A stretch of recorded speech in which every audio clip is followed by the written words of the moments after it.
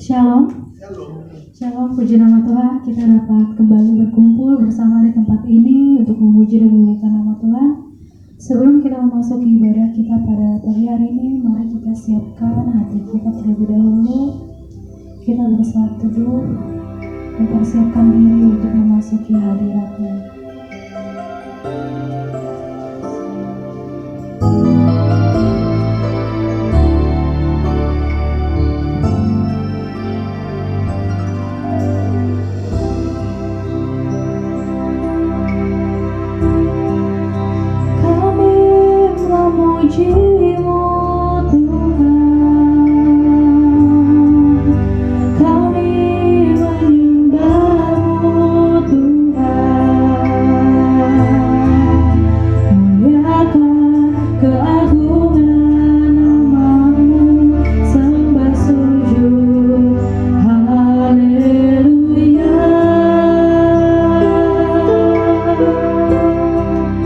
Besar kuasa-Mu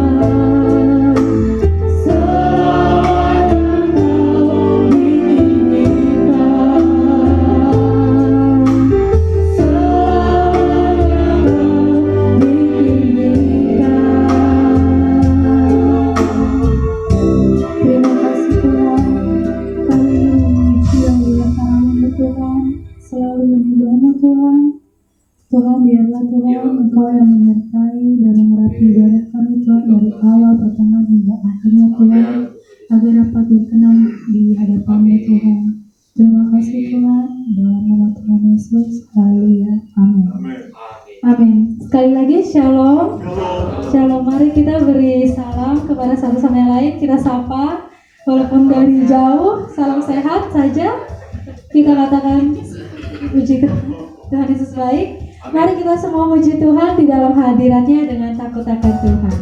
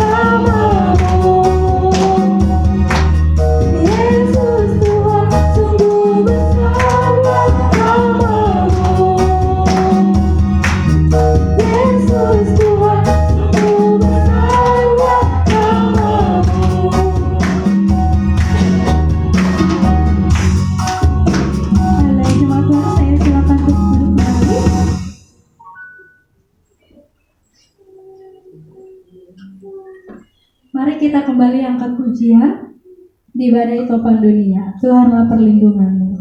Kendati goncang semesta, Tuhanlah perlindunganmu.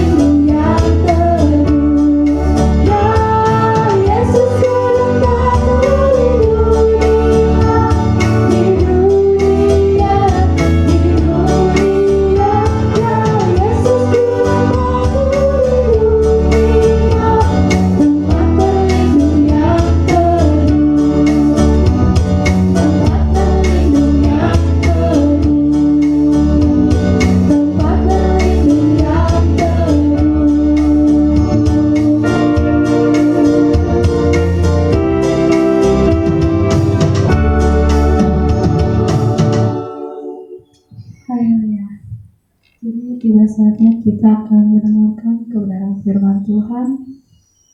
Mari sebelum kita mendengarkan firman Tuhan, kita siapkan hati kita terlebih dahulu agar siap untuk ditaburi oleh kebenaran firman Tuhan pada siang hari ini.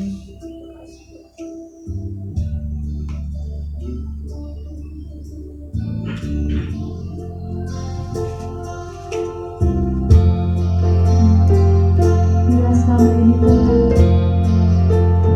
ku belum berkenan di hadapan-Mu. Aku lakukan kehendak-Mu, aku penuhi rencana-Mu Bapa. Berilah kami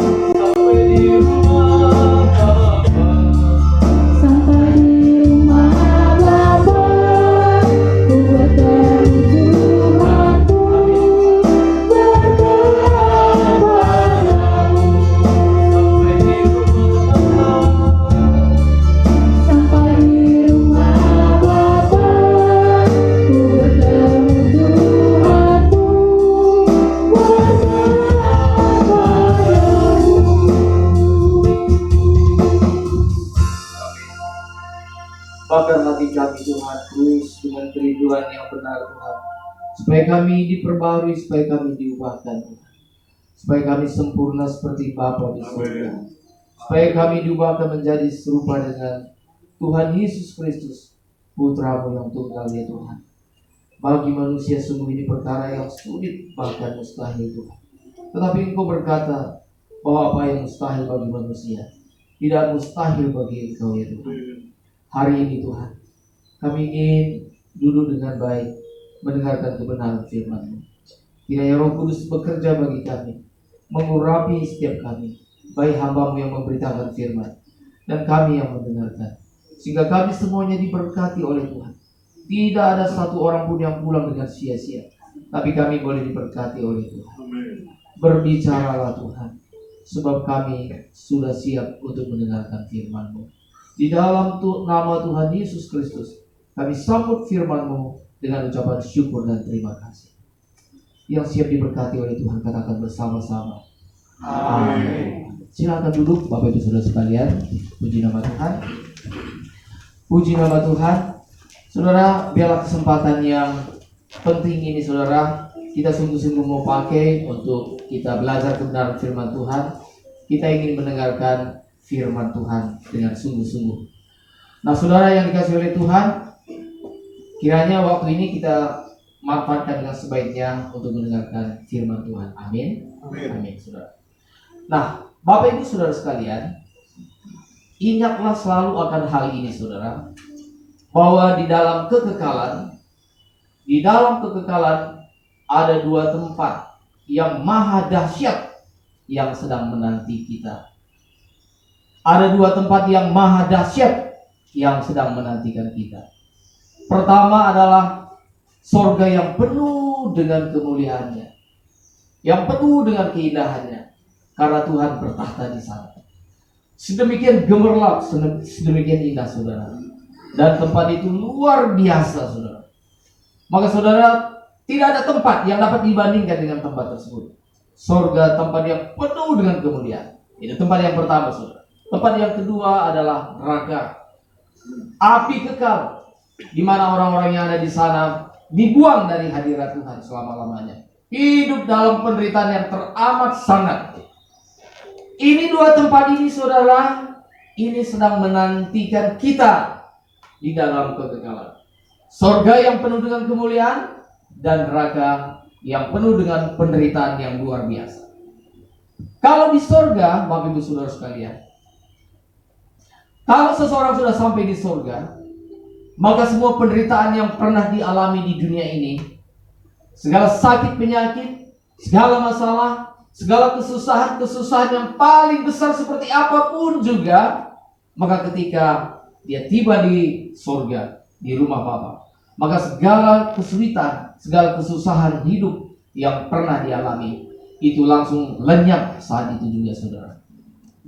Dan ketika seseorang berada di neraka, maka segala kenikmatan dunia, segala kemuliaan yang pernah diterima di dunia, segala kekayaan harta benda yang pernah diterima di dunia, segala keagungan yang pernah diterima di dunia, segala martabat yang pernah diterima di dunia, dan segala kenikmatan-kenikmatan yang paling nikmat sekalipun yang pernah diterima di dunia ini saudara. Namun ketika seseorang masuk dalam api kekal, maka semua kenikmatan itu tadi lenyap saat itu juga. Tidak ada artinya.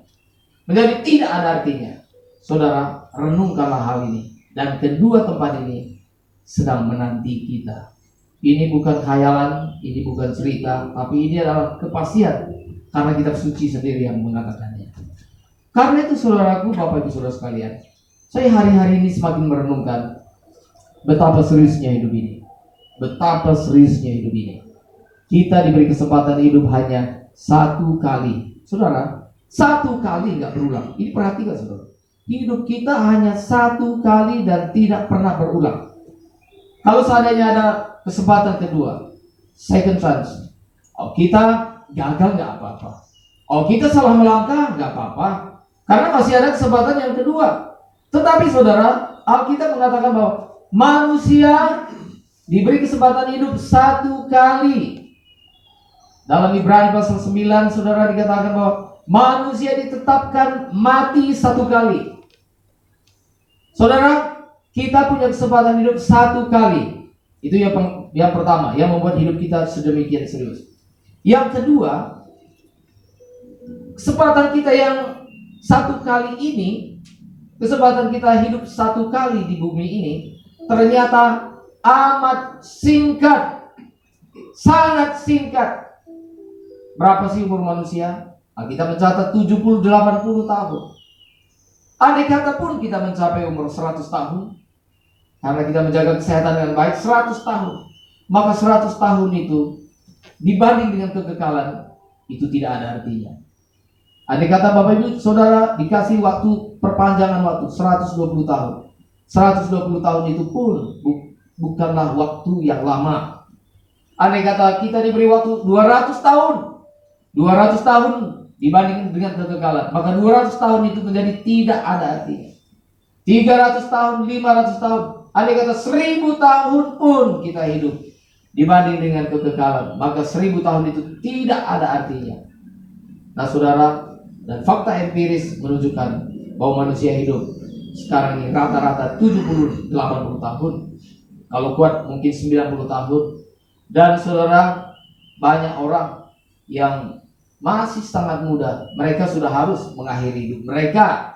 Mereka sudah selesai dengan hidup mereka. Saudara, betapa tragisnya hidup ini. Betapa seriusnya kita harus hidup. Betapa tragisnya hidup ini, saudara yang dikasihi oleh Tuhan. Orang-orang yang kita cintai sudah banyak mendahului kita. Satu persatu mereka meninggalkan kita, pergi dan tidak pernah kembali lagi. Kalau keluarga kita pergi ke satu tempat, kita harap dia kembali lagi. Kita antar dengan air mata, dan kita berharap dalam waktu yang tidak terlalu lama akan kembali. Tetapi kalau seseorang mengalami kematian, saudara, maka dia pergi untuk selama-lamanya. Lalu kita mengatakan, kasihan dia ya, mati dia ya. Saudara, semua kita akan dapat giliran bahwa kita juga akan mati. Seringkali kita lupa bahwa mati itu bukan saya, itu orang lain yang mati. Kita baca koran, oh orang ini kasihan ya, masih muda sudah mati. Oh ini sudah tua. Dan saudara, kita pun akan mendapat giliran bahwa saatnya kita juga akan harus menghadapi tahta Tuhan. Betapa seriusnya hidup ini, saudara. Betapa seriusnya hidup ini. Karena itu saudaraku yang dikasihi oleh Tuhan, apa sih yang harus dicari dalam dunia ini? Apa sih yang harus dicari dalam hidup ini, saudara? Maka saudara coba renungkan ya. Maka kenikmatan-kenikmatan dalam dunia ini yang mau kita raih sebanyak-banyaknya. Coba renungkan hal ini, saudara. Kenikmatan di dunia ini senikmat apapun, dua hal yang harus kita ingat. Pertama, segala kenikmatan di dunia ini karena dosa, maka kenikmatan kita itu sudah rusak. Sudah rusak. Kenikmatan makanan yang paling enak pun di seluruh dunia, dicari di seluruh belahan dunia manapun juga, ya. Tadi saya ketemu dengan Pak Tisna ya, Pak Tisna, dia sudah mungkin juga ke beberapa negara dia sudah sampai gitu ya. Coba deh tanya nanti Pak Tisna. Nah saudara, saya pikir juga kita nggak perlu ke beberapa negara. Cari makanan yang paling enak di seluruh dunia, makanan yang paling enak di seluruh dunia, mungkin satu porsi harganya jutaan rupiah, saudara. Maka karena dosa, saudara, maka kenikmatan makanan itu pun itu sudah rusak. Yang harusnya kenikmatannya itu tinggi, tapi sudah rusak. Citra rasa kita sudah rusak. Kenikmatan makanan itu pun sebenarnya sudah rusak. Nah itu yang pertama, segala kenikmatan di dunia ini sudah rusak. Lalu yang kedua, selain daripada kenikmatan dunia ini sudah rusak, maka kenikmatan di dunia ini bersifat sementara. Makanan yang paling enak seperti apapun juga, saudara, begitu masuk dalam mulut itu enak luar biasa. Tapi kira-kira 10-15 cm di bawah tenggorokan kerongkongan kita sudah lenyap rasanya, sudah tidak ada lagi rasanya, saudara. Jadi segala kenikmatan di dunia ini sudah rusak, berkurang, dan sementara. Kenikmatan apapun juga, saudara pergi berliburan, maka menikmati liburan itu pun sebenarnya kadang-kadang kenikmatannya sudah berkurang. Mengapa, saudara? Orang yang menikmati liburan, mereka juga hatinya nggak sepenuhnya gembira, hatinya tidak sepenuhnya happy. khawatir kalau misalnya ke pantai, khawatir kalau nanti ada tsunami. Kemarin kan ada gempa kan, ya khawatir. Nah kalau gitu pergi ke gunung, kalau di gunung takut gunung meletus. Nah saudara, maka di dunia ini tidak ada tempat yang sungguh-sungguh bisa memberikan kita kenikmatan yang full, tidak ada saudara. Maka kenikmatan kita itu sudah rusak. Tontonan semenarik apapun, mana ada sih tontonan yang betul-betul menarik dan durasinya singkat. Nah, maaf, kenikmatan seks itu juga, itu pun sebenarnya sudah rusak. Dan sebenarnya kenikmatannya sebentar saja. Sesudah itu udah. Maka anak muda yang coba-coba mau menikmati hubungan seks di luar pernikahan, betapa bodohnya, betapa kasihannya mereka. Karena mereka hanya menikmati sebentar, kenikmatannya sebentar, akibatnya bisa berlangsung berpuluh-puluh tahun, bahkan sampai kepada kekekalan. Banyak dosa yang kita lakukan sebentar saja melakukannya, akibatnya sampai bisa berpuluh-puluh tahun, bahkan sampai kekekalan. Kalau misalnya seseorang menyampaikan ujaran kebencian, dia menyampaikan ujaran kebenciannya itu hanya beberapa detik saja saudara, tapi hukuman yang dia terima bisa lama. Kalau seorang membunuh, dia membunuh itu hanya beberapa detik mungkin. Misalnya seseorang dengan pistol menarik pelatuk pistol itu hitungan detik saja. Tapi saudara, hukumannya bisa berpuluh-puluh tahun, bahkan bisa sampai kepada kekekalan. Betapa seriusnya kita harus hidup saudara. Karena itu Bapak Ibu Saudara sekalian, mari harus kita renungkan bahwa sebenarnya di dunia yang semakin hari semakin fasik ini, maka kita semakin sulit menemukan apa sih sebenarnya yang Tuhan kehendaki. Karena kita melihat dunia ini, lalu kalau kita tidak tahu kebenaran firman Tuhan, maka kita ikuti gaya dunia. Dan kalau kita ikuti gaya dunia, maka kita semakin tenggelam. Saudara, dunia sekarang ini semakin hari semakin jahat, semakin fasik. Semakin fasik saudara. Orang berbuat jahat itu biasa. Maka saudara, saya ingin mengatakan begini. Ternyata kita hidup ini saudara, itu banyak pilihan. Banyak pilihan di depan kita. Dan hari ini, sesuai dengan tema khotbah yang saya telah siapkan, saya ingin menyampaikan satu hal saudara. Pilihlah Tuhan. Kita harus hidup memilih Tuhan. Saudara, kalau kita lihat dalam kitab suci, kemarin saya baca di Alkitab saudara, maka beberapa ayat firman Tuhan, kalau kita lihat nanti ada beberapa ayat firman Tuhan, mari kita buka misalnya dalam 2 Tawarikh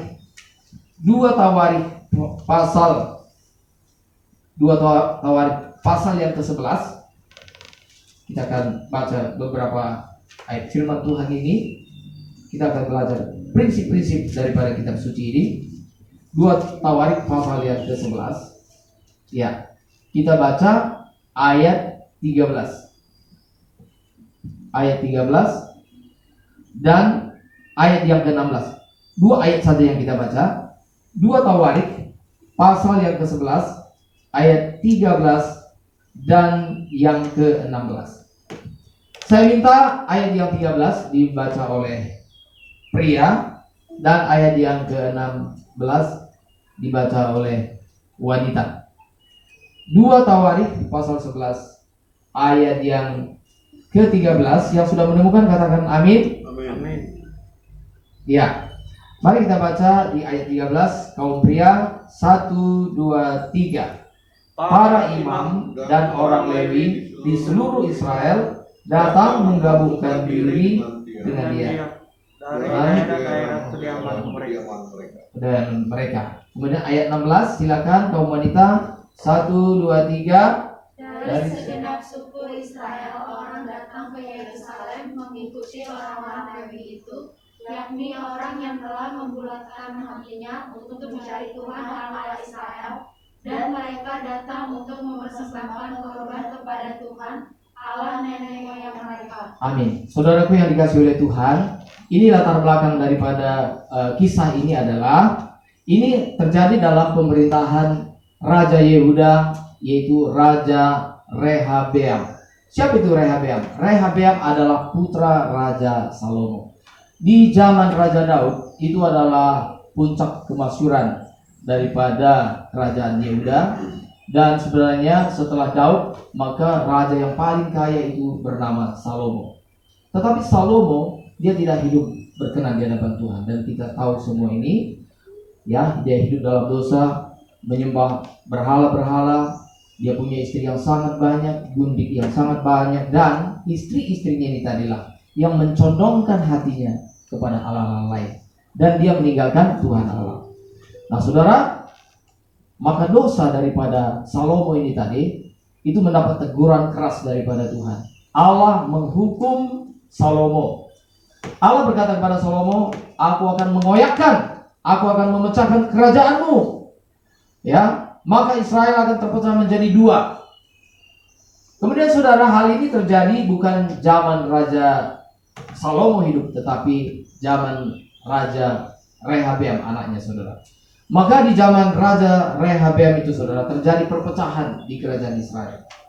Yang mengikut kepada Rehabeam itu ada dua suku, yaitu suku Yehuda dan suku Benyamin. Mereka berada di selatan, maka disebut sebagai kerajaan Israel Selatan atau juga kerajaan Yehuda. Dua suku, yaitu Yehuda dan Benyamin. Dua suku saja.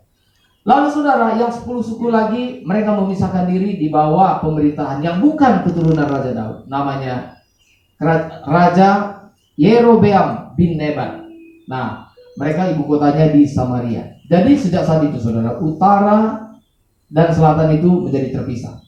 Kerajaan utara dan selatan, mirip-mirip Korea Utara dan Selatan, kira-kira begitu ya. Nah, saudara dikasih oleh Tuhan. Tapi satu hal yang menarik adalah yang perlu kita ingat, bahwa di kerajaan selatan itu raja-rajanya itu masih hati yang takut kepada Tuhan itu masih ada. Sebab raja-rajanya itu adalah keturunan Daud. Raja di selatan itu adalah dinasti Daud. Sedangkan di utara itu adalah orang-orang yang tidak takut kepada Tuhan. Misalnya Yerobeam dia mulai dengan ibadah yang baru. Dia mendirikan patung lembu emas. Kemudian kalau dulu di zaman Israel, maka yang menjadi imam itu adalah orang-orang Lewi. Tapi oleh Yerobeam, maka orang-orang Lewi diberhentikan jadi nabi. Lalu diangkat sembarangan saja, siapa saja, siapa yang dia suka, entah dari suku mana. Sehingga kalau kita lihat tadi, maka ketika Rehabeam itu tadi saudara, ya, ketika Rehabeam itu tadi dia terpisah daripada 10 suku lainnya, maka sebagian besar daripada suku Lewi, mereka menetapkan hati mereka untuk mengikut kepada Rehabeam. Para imam mereka mengikut kepada Rehabeam, saudara. Bukan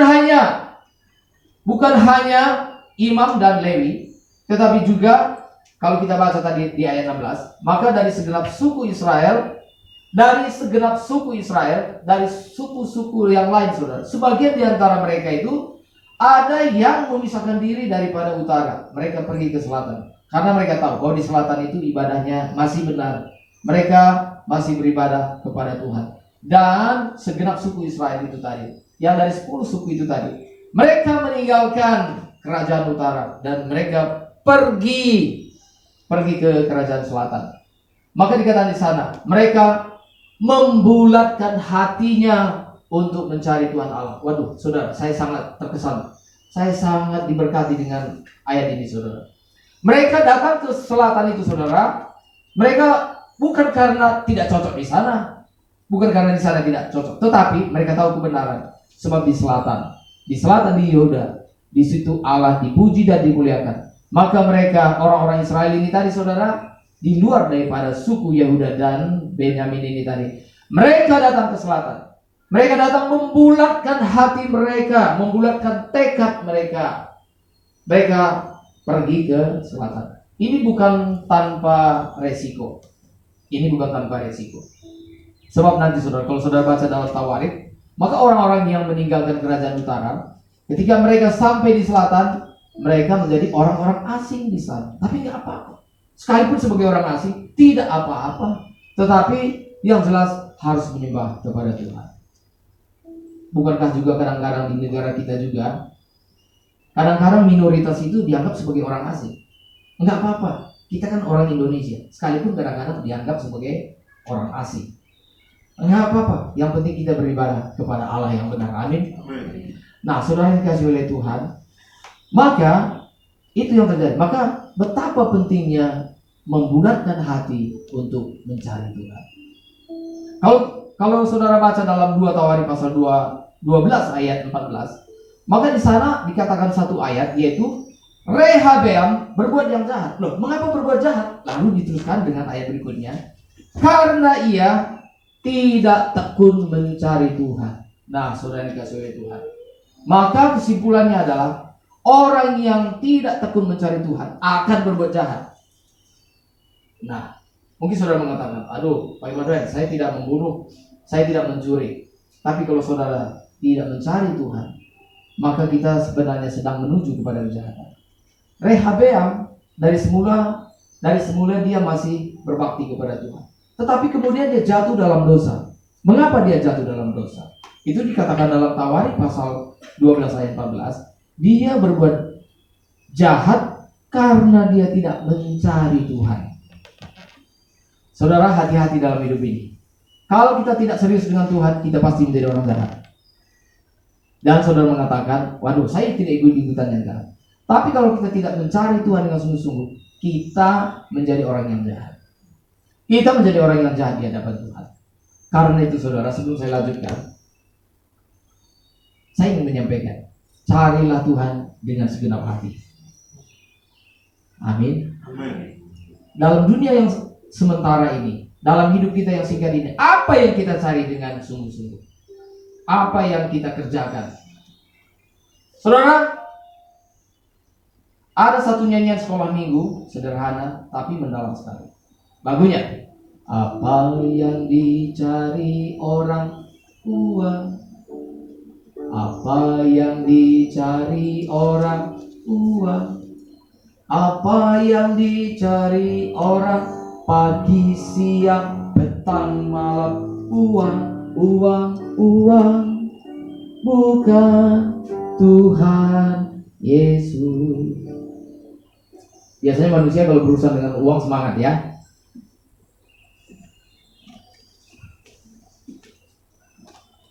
Coba misalnya ini misal saja ya. Misalnya ini di masa Covid. Banyak, salah satu perhitungan orang tidak datang ke gereja mungkin ada kaitannya dengan uang ya. Ya. Coba kalau misalnya katakanlah ada orang yang diberkati di sini, lalu dia mengatakan siapapun yang sampai ke gereja diberikan 5 juta gitu. Waduh, saya pikir kalau jangankan hujan lebat, banjir, bisa banjir ya, pasti berenang gitu ya. Waduh, pokoknya sampai di gereja gitu ya. Kenapa? Karena kalau sampai di gereja pasti dapat uang, betul saudara ya. Mengapa ada orang yang bekerja sampai pagi? Waduh, karena ini kesempatan nih. Kalau menyelesaikan tugas ini, proyek ini, dapat uang banyak. Tapi mengapa begitu mencari Tuhan yang adalah hidup itu, kita langsung tidak bersemangat karena kita memang sudah begitu cinta kepada uang.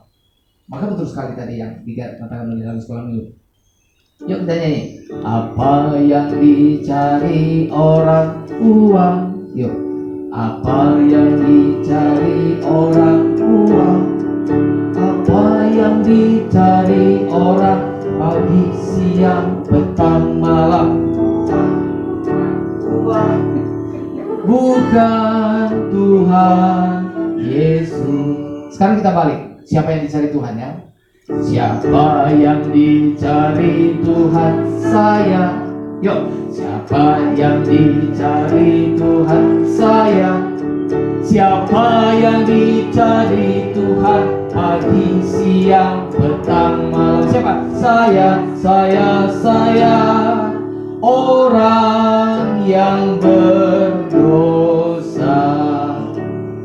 Kalau Tuhan tidak mencari kita nggak ada di tempat ini. Karena kita nggak ada berniat untuk mencari Tuhan. Tapi untung Tuhan ingatkan kita, cari saya gitu ya. Tuhan mencari kita, Tuhan mengasihi kita.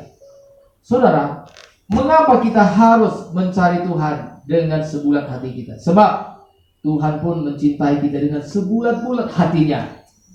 Mengapa kita harus mencari Tuhan dengan sungguh-sungguh? Karena Allah pun mengasihi kita dengan sungguh-sungguh. Saya ingin menyampaikan kepada saudara, Tuhan hanya mau berurusan dengan orang yang sungguh-sungguh mencari Dia. Tuhan tidak mau berurusan terlalu jauh dengan orang yang tidak sungguh-sungguh dengan Dia. Karena itu saudara, kalau saudara mau supaya Tuhan berurusan dengan hidup saudara, maka mari kita berurusan dengan Tuhan sungguh-sungguh. Hidup kita hanya sebentar, hanya sekali. Saudara, saya percaya sekali, ketika seseorang mengakhiri hidup mereka tutup mata. Gak usah dulu manusia di luar sana, di tempat ini. Kalau andai kata saudara harus tutup mata untuk selama-lamanya hari ini, sebagian besar di antara kita akan menyesal sekali. Mengapa saya tidak bersungguh-sungguh buat Tuhan? Mengapa saya tidak mencari Tuhan dengan sebulat hati saya? Mengapa saya tidak habis-habisan buat Tuhan? Itu penyesalan itu saudara, itu luar biasa sekali. Luar biasa. Jangan saudara mengatakan bahwa neraka itu tempat orang lain, surga itu pasti tempat saya. Saya ingin mengatakan begini, kalau kita tidak sungguh-sungguh dengan Tuhan, kita pun ada kemungkinan ke sana. Bukan setiap orang yang berseru kepadaku, Tuhan, Tuhan, akan masuk ke dalam kerajaan surga, kata Tuhan Yesus dalam Matius 7 ayat 21. Tetapi setiap orang yang melakukan kehendak Bapa-Ku yang di surga. Kehendak Bapa di surga, yaitu supaya kita mencari Tuhan. Mencari Tuhan artinya kita mengutamakan Tuhan dalam hidup kita, dan kita bersedia mengikuti apa yang Tuhan inginkan. Berarti mencari Tuhan artinya adalah kita ingin mencari tahu kehendak Tuhan dalam hidup kita. Kita mencari tahu apa yang Tuhan kehendaki. Kita mencari tahu apa yang Tuhan inginkan dalam hidup kita, dan kita mau melakukan. Dan kita mau melakukan. Itu artinya kita mencari Tuhan dengan sepenuh hati kita.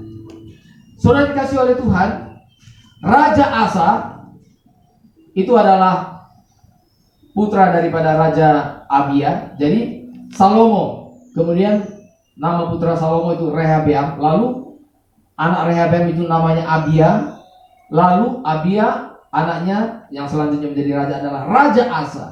Di zaman Raja Asa, saudara, Asa melakukan pembaharuan dalam kerajaan. Maka ada seorang yang diurapi oleh Tuhan, yang bernama Asaria. Dia berkata kepada Asaria, tetapi kamu ini, kuatkanlah hatimu, janganlah lemah semangatmu. Karena apa? Karena ada upah bagi usahamu. Saudara dikasih oleh Tuhan, kalau kita sungguh-sungguh mencari Tuhan, firman Tuhan berkata, ada upah diberikan bagi orang yang sungguh-sungguh mencari Dia. Jangan saudara berpikir bahwa orang yang sungguh-sungguh mencari Tuhan, dan saudara berpikir bahwa orang yang sungguh-sungguh dengan Tuhan dengan yang tidak sungguh-sungguh itu sama saja. Oh tidak saudara. Firman Tuhan mengatakan orang yang sungguh-sungguh mencari Tuhan, ada upah yang menantikan mereka. Amin. Tetapi orang yang tidak sungguh-sungguh mencari Tuhan juga ada upah bagi mereka. Saudara, logikanya saja begini. Ya, kalau seorang pengusaha gitu, masa sih seorang pengusaha akan memperlakukan karyawan yang rajin, yang sungguh-sungguh dengan karyawan yang malas, tidak bertanggung jawab? Saya pikir tidak ada. Tapi pengusaha yang baik pasti akan memperlakukan karyawannya. Mana karyawan yang jujur, yang bertanggung jawab, yang rajin, bekerja semangat? Itu pasti, saudara. Manusia saja seperti itu, apalagi Tuhan kita. Amin. Tuhan memperhitungkan. Maka Asaria berkata kepada Asa, teguhkanlah hatimu, kuatkanlah hatimu. Jadi saudara, ternyata kita dalam hidup ini kita juga yang harus menguatkan hati kita. Oke, saya mau bertanya pada saudara, siapa yang dapat membuat hati kita bisa teguh? Pertama memang Tuhan. Tapi yang kedua, kita juga lah yang harusnya menguatkan hati kita, meneguhkan hati kita. Bagaimana? Misalnya contohnya apa? Kita berkata pada diri kita, aku harus tetap kuat dalam Tuhan. Itu meneguhkan hati. Tapi kalau perkataan kita, kalau begini jadi apa? Itu orang yang meruntuhkan hatinya sendiri. Firman Tuhan berkata kepada kita, kuatkanlah hatimu. Kita harus menguatkan hati kita. Amin. Jangan-jangan saudara tadi datang ke ibadah ini juga, ini adalah bagian daripada menguatkan hati. Menguatkan hati. Kadang-kadang datang ke gereja itu, ke ibadah itu saudara, ada banyak pergumulan. Tapi akhirnya kita menguatkan hati. Udah, saya harus berangkat. Itu namanya menguatkan hati. Dan orang yang menguatkan hatinya, mereka akan mendapat upah daripada Tuhan. Apa itu upah daripada Tuhan? Kalau dalam perjanjian lama, saudara, dalam perjanjian lama, upah yang diberikan Tuhan kepada umatnya yang mencari Dia di zaman perjanjian lama itu adalah misalnya kekayaan, lalu apa? Kemenangan kalau mereka pergi berperang. Lalu apa? Hasil pertanian berlimpah-limpah. Itu yang terjadi di zaman perjanjian lama. Tetapi sekarang kita hidup dalam zaman perjanjian baru. Janji Tuhan tidak sekedar perkara-perkara materi, tetapi saudaraku yang dikasihi oleh Tuhan, yang Tuhan janjikan melampaui, sekali lagi, melampaui perkara-perkara materi, yaitu perkara-perkara rohani. Tuhan memberikan hidup yang berkelimpahan, sukacita yang berkelimpahan. Tuhan memberikan kita kasih yang berlimpah-limpah. Tuhan memberikan kita semangat yang berlimpah-limpah. Tuhan memberikan kita hati yang mengasihi Tuhan dan sesama yang berlimpah-limpah. Amin. Nah, saudara, Tuhan memberikan upah. Tuhan memberikan upah. Tuhan memberikan upah bagi orang yang sungguh-sungguh mencari Dia. Saudara, dan satu lagi yang harus kita tahu, kalau di perjanjian lama upahnya itu langsung terlihat. Tapi bagi umat perjanjian baru, seringkali upah yang Tuhan janjikan seringkali tidak terlalu terlihat. Tidak terlalu terlihat. Makanya saudara, di zaman sekarang ini kita melihat orang benar susah, orang yang berbuat dosa susah. Maka lalu kita melihat di mana keadilan Tuhan. Orang yang sungguh-sungguh benar di hadapan Tuhan rasanya juga seperti dibully, lalu diperlakukan sewenang-wenang. Sepertinya Tuhan diam. Sepertinya Tuhan silent. Tetapi saudara, sesungguhnya Tuhan tidak diam. Sesungguhnya Tuhan tidak silent. Ya, kalau kita tidak menerima upah kita di dunia ini, saudara, kalau kita tidak menerima upah kita di dunia ini, nanti di langit baru, bumi baru, kita pasti akan menerima upah itu, saudara. Tidak pernah ada orang yang kehilangan upahnya. Ini satu prinsip, saudara. Tidak ada perbuatan baik sekecil apapun yang dilupakan oleh Tuhan. Dan tidak ada dosa yang sekecil apapun yang tidak akan disesali kalau itu dilakukan. Ingat prinsip ini, saudara. Tidak ada dosa yang terlalu kecil yang tidak kita sesali di kekekalan. Dan tidak ada perbuatan baik sekecil apapun yang tidak dihargai oleh Tuhan. Bahkan firman Tuhan mengatakan, kalau kamu memberi secangkir minuman kepada seseorang karena dia muridku, maka kamu pun tidak kehilangan upahnya. Saudara pernah memberikan secangkir air minum kepada orang yang membutuhkan? Atau sebotol? Renungkan ini. Kalau saudara memberikannya, saudara tidak kehilangan upahnya. Enggak, amin? Amin? Saudara tidak akan kehilangan upahnya. Tidak akan kehilangan upahnya. Maka apa yang dilakukan oleh Raja Asa, saudara, dalam 2 Tawarikh pasal 15 ayat 3. Maka Asa mengumpulkan seluruh Yehuda dan Benyamin dan orang-orang Efraim, Manasye dan Simeon yang tinggal di antara mereka sebagai orang asing. Sebab dari Israel banyak yang menyeberang memilih kepadanya ketika mereka melihat bahwa Tuhan Allahnya beserta dengan dia. Lalu saudara, Asa dengan timnya melakukan satu pembaharuan perjanjian. Mereka berjanji dengan sungguh-sungguh. Mereka mengatakan, yuk kita mencari Tuhan dengan sungguh-sungguh. Bahkan di dalam ayat 13 dari 2 Tawarikh pasal 15, di ayat 13 itu Raja Asa dengan tegas sekali. Siapa yang tidak mencari Tuhan dengan sungguh-sungguh dibasmi daripada bangsa Yehuda. Waduh, gak main-main saudara. Siapa yang tidak sungguh-sungguh beribadah kepada Tuhan dibasmi, dihukum mati. Wah, saya pikir kalau di Indonesia hukum seperti ini gitu ya, wah ini saya pikir melebihi hukum manapun juga. Tapi kita nggak usah menuntut orang lain seperti itu. Mari kita menuntut diri kita sendiri saja, saudara. Nah, saudara, di perjanjian lama kita melihat segelintir orang, mereka membulatkan hati mereka untuk mengikuti Tuhan. Nah, sekarang kita masuk di perjanjian baru. Murid Tuhan Yesus. Salah satu di antaranya adalah Petrus. Satu kali Tuhan Yesus setelah selesai berkhotbah di dalam Yohanes pasal 6. Saudara bisa baca nanti dalam Yohanes pasal 6. Lalu setelah dia menyampaikan satu kebenaran firman Tuhan, maka banyak orang yang akhirnya kecewa kepada Tuhan Yesus dan mereka murid-muridnya. Jadi murid-murid Tuhan Yesus itu, saudara, ada murid inti, yaitu yang 12, itu murid Tuhan Yesus. Tapi di luar daripada yang 12 itu, Tuhan Yesus juga punya murid-murid di tempat yang lain.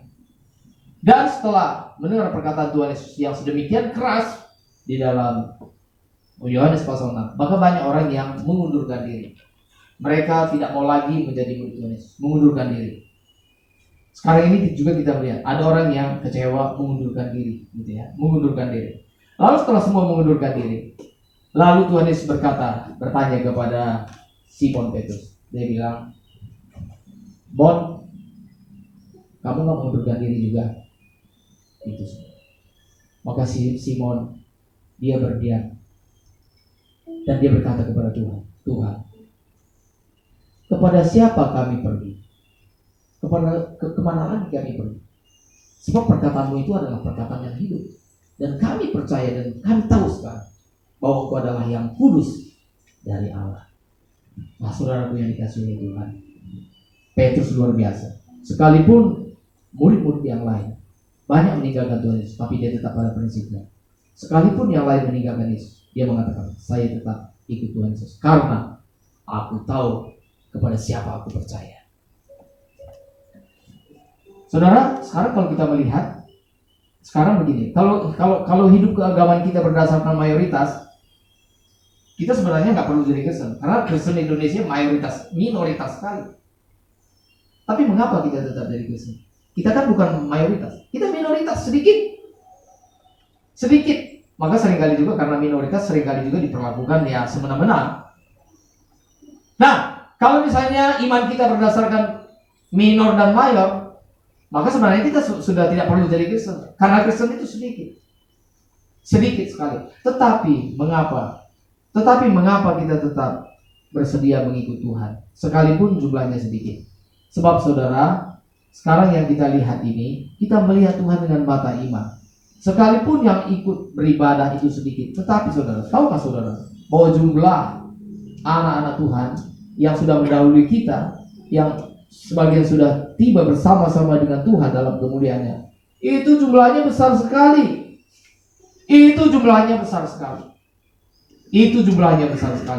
Dan dalam jumlah yang besar inilah kita akan bertemu dengan Tuhan, memuliakan Tuhan sampai selama-lamanya. Kalau kita tidak ikut dalam kemuliaan ini, betapa menyedihkan sekali saudaraku yang dikasihi oleh Tuhan. Maka Petrus telah memberikan contoh bagi kita. Petrus mengatakan, "Aku tidak pergi kemanapun juga. Aku kenal Engkau, sebab Engkau adalah yang kudus daripada Allah yang hidup." Itu Yohanes pasal 6 ayat 68 sampai dengan 69. Saudara yang dikasihi oleh Tuhan, itulah sebabnya maka kita mulai dari sekarang, saudara, mari tetapkan hati kita, saudara, untuk kita mengikuti Tuhan. Jangan mengikuti keinginan daging saja, saudara, mengikuti nafsu kita saja. Dalam 1 Yohanes pasal 2, ini ayat ini perlu kita baca, saudara, sebab ini peringatan penting. Mari kita buka dalam 1 Yohanes pasal 2 ayat yang ke-16 dan 17, supaya kita melihat ayat ini, bahwa ayat ini bukanlah perkataannya Immanuel Geliat, tetapi ini adalah perkataan firman Tuhan dalam 1 Yohanes pasal 2 ayat 16 dan 17. Kalau sudah menemukan, katakan amin dan kita akan baca bersama-sama. Amin. Kita baca bersama-sama ya. 1 Yohanes pasal 2 ayat 16 dan 17. Ayat 16 dulu. 1, 2, 3. Sebab semua yang ada di dalam dunia, yaitu apa? Keinginan daging dan keinginan mata, serta keangkuhan hidup. Terus, bukanlah berasal dari Bapa, melainkan dari dunia. Ayat 17 kita baca. Dan dunia ini sedang lenyap dengan segala keinginannya, tetapi orang yang melakukan kehendak Allah tetap hidup selama-lamanya. Saudara yang dikasihi oleh Tuhan, itu yang ada di dunia ini. Orang dunia mengumpar 3 ini tadi. Keinginan daging, pokoknya apa yang memuaskan nafsu. Lalu apa? Keinginan mata, apa yang elok dilihat oleh mata, ini dinikmati. Lalu keangkuhan hidup. Makanya saudara, orang yang belum dewasa dalam Tuhan, mereka memperalat Tuhan supaya Tuhan memberikan mereka kekayaan. Sebab kalau mereka kaya, mereka dapat memuaskan keinginan dari mereka. Dan kalau mereka kaya, mereka dapat memuaskan keinginan mata mereka. Dan kalau mereka kaya, mereka dapat membanggakan diri. Mereka menjadi orang yang mampu. Kalau begitu, apakah tidak boleh kaya? Silakan kaya. Silakan kaya. Saudara kaya, tetapi bukan untuk kedagingan, bukan untuk memuaskan keinginan mata, bukan untuk gangguan hidup. Saudara kaya untuk dapat menjadi alat di tangan Tuhan, sehingga saudara dapat memuliakan Tuhan. Amin, saudara. Oh, bukan tidak boleh kaya, silakan kaya. Tapi kalau saudara kaya ingin memuaskan ini tadi, berbahaya. Sebab lalu tadi ayat 17 dikatakan, dunia ini sedang lenyap dengan keinginannya. Dunia ini sedang lenyap, tetapi orang yang melakukan kehendak Allah hidup selama-lamanya. Jadi saudara, jangan saudara iri dengan orang dunia yang kerjanya pesta pora, memuaskan hawa nafsunya. Ada orang yang sudah tua masih suka ngumpulin gadis-gadis cantik menjadi istrinya yang gak jelas. Wah, kaya, dia bisa mengumpulin gadis secantik apapun. Dia bisa menikmati rumah semewah apa. Saudara jangan iri. Tidak perlu iri. Tidak perlu iri. Sebab firman Tuhan mengatakan, dunia sedang lenyap dengan keinginannya. Tetapi orang yang melakukan kehendak Allah hidup selama-lamanya. Beri tepuk tangan bagi Tuhan, saudara. Amin. Puji Tuhan. Karena itu saudara, hari ini mari kita memilih untuk hidup bagi Tuhan. Kalau hidup bagi Tuhan, yang terakhir yang saya sampaikan adalah, ini juga pesan daripada Bapak Gembala kita, senior kita kemarin. Beliau pesankan, kalau kita memilih untuk hidup bagi Tuhan, salah satu yang harus dilakukan adalah, saudara masih mau dengar sedikit lagi? Amin. Maka kalau kita mau hidup bagi Tuhan, maka satu hal yang harus kita lakukan adalah kita harus mengubah rutinitas.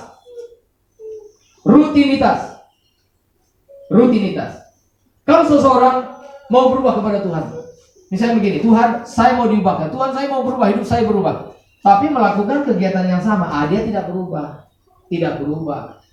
Itu tidak berubah, saudara. Saya kasih gambaran sedikit, sama seperti panitia pembangunan gereja di satu gereja. Mereka mengatakan, yuk kita membangun gereja yang baru.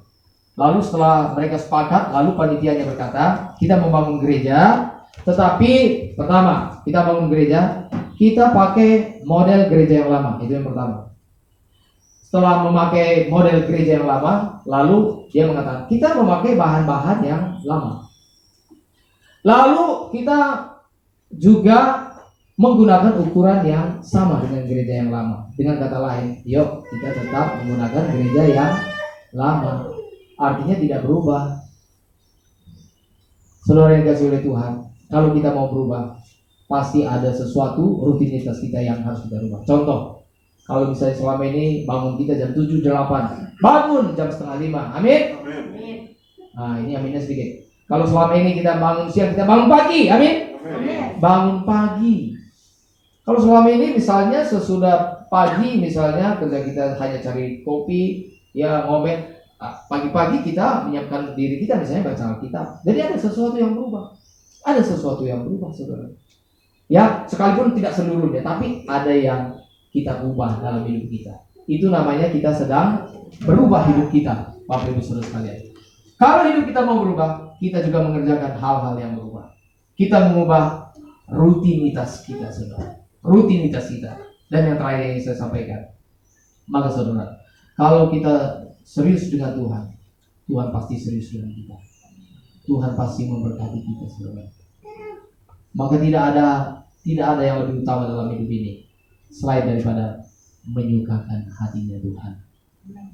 Mari kita mempersiapkan diri kita dengan sungguh-sungguh, saudara.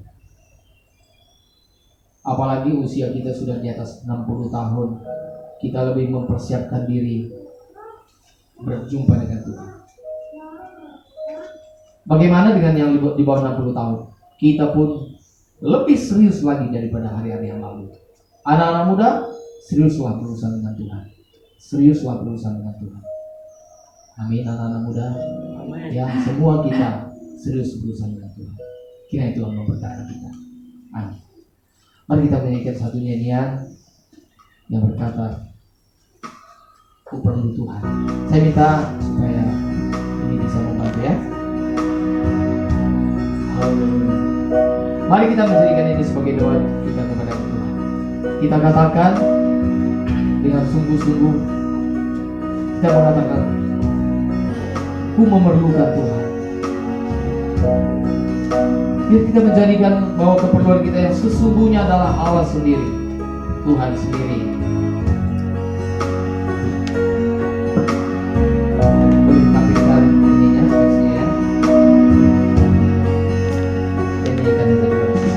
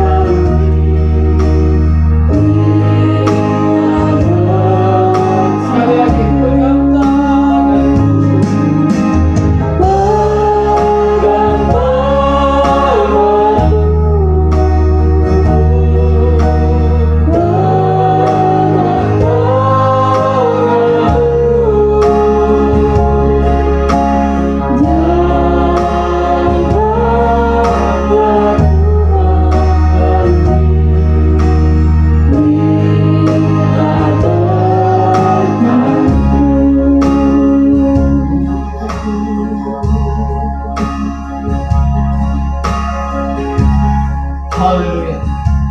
Saudara dikasih oleh Tuhan, mari kita sama-sama berkomitmen di hadapan Tuhan. Kita berjanji di hadapan Tuhan bahwa mengikut Tuhan itulah yang terutama dalam hidup. Di tengah-tengah dunia yang penuh dengan pergumulan ini, yang penuh dengan godaan ini, mari kita katakan kepada Tuhan, Tuhan, aku memilih untuk mengikut Engkau. Tuhan, aku percaya bahwa Engkau pasti menyertai aku. Aku boleh berjanji di hadapan-Mu Tuhan, sebab Tuhan terlebih dahulu telah berjanji bahwa Tuhan menyertai aku dan Engkau tidak akan membiarkan aku jatuh dalam dosa jikalau aku sungguh-sungguh mau ikut Engkau. Saudara dikasih oleh Tuhan, masing-masing kita sedang berurusan dengan Tuhan. Saudara jangan memandang saya. Immanuel ini tidak ada artinya, tidak ada apa-apanya. Tapi saudara pandanglah kepada Tuhan, pandang kepada Tuhan. Dan saya sebagai hamba-Nya sedang menawarkan undangan daripada Tuhan kepada saudara. Maukah saudara kita bersama-sama berjanji di hadapan Tuhan untuk memilih Tuhan? Apapun yang terjadi, kita mengikut Tuhan. Kita berkata, Tuhan, aku mau mengikut. Sekalipun dunia ini menawarkan keindahan kenikmatan, tapi semua bersifat sementara, bahkan menuju kepada kematian. Dan dunia sedang lenyap dengan keinginannya. Dan orang yang melakukan kehendak Allah, mereka hidup selama-lamanya. Saudara dikasih oleh Tuhan, mari kita menyatakan janji kita di hadapan Tuhan. Mari masing-masing kita mengucapkan doa kita kepada Tuhan. Saudara sedang berurusan secara pribadi dengan Tuhan. Saudara dapat berkata kepada Tuhan, Tuhan, Tuhan tolong aku Tuhan. Saat ini Tuhan, aku berkomitmen, berjanji untuk mengikut Tuhan.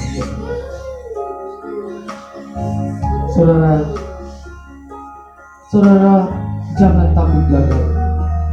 Saudara, Tuhan melihat kesungguhan hati saudara. Ketika saudara menyatakan janji saudara di hadapan Tuhan, maka Tuhan juga akan menyatakan kehadirannya, kuasanya bagi saudara. Mari untuk beberapa saat kita bersekutu dengan Tuhan. Kita berbicara kepada Tuhan. Kita menyatakan janji kita kepada Tuhan bahwa kita bersedia mengikut Tuhan. Kita memilih Tuhan, bukan memilih dunia ini. Haleluya. Sementara saudara berkata-kata kepada Tuhan, saya akan berikan nyanyian di kornya tadi.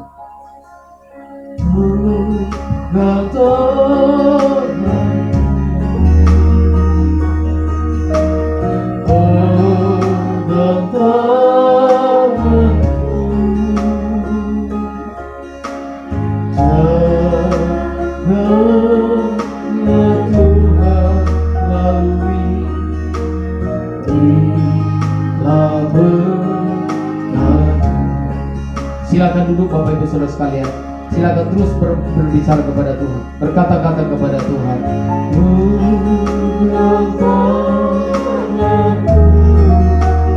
Amin. Kita sedang berurusan dengan Tuhan. Di tempat ini kita sedang berurusan dengan Tuhan. Di tempat ini dan di rumah kita masing-masing, dan di mana saudara sedang mengikuti ibadah ini, baik mungkin sedang dalam rumah atau bahkan mungkin sedang dalam perjalanan, nyatakanlah janjimu kepada Tuhan.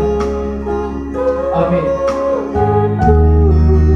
Kita hanya mau dipegang oleh Tuhan, dituntun oleh Tuhan. Amin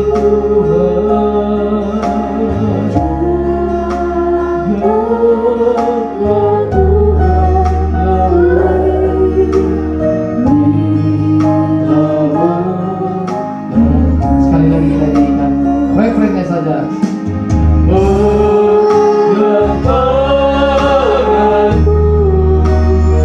Ini kerinduan kami Tuhan. Inilah kebutuhan kami. Itu pegang tangan kami.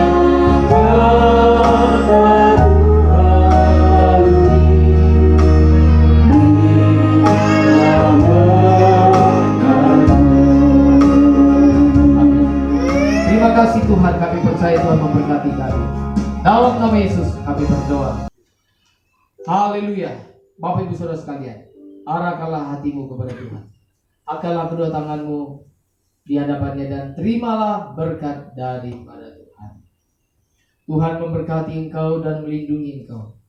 Tuhan menyinari engkau dengan wajahnya dan memberi engkau kasih karunia.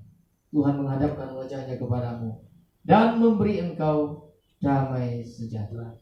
Semua yang diberkati oleh Tuhan, katakan bersama-sama. Amin. Terima kasih Yesusku.